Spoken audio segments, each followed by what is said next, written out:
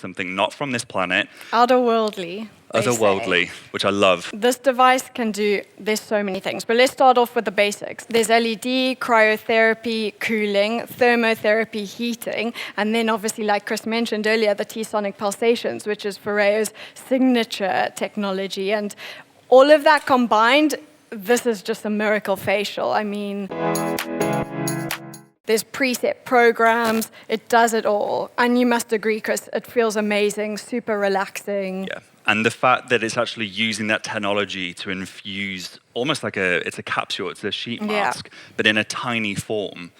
And you're getting technology that you wouldn't usually have at home. So of course, that's what I like from more the beauty therapist side, which is something that I've trained in. It always shocks you just how warm it gets. So these devices go up to 45 degrees Celsius to drive in those ingredients. Like a sauna, kind of, spa vibes. You're also getting the LED light therapy, which is a full spectrum selection that you're getting.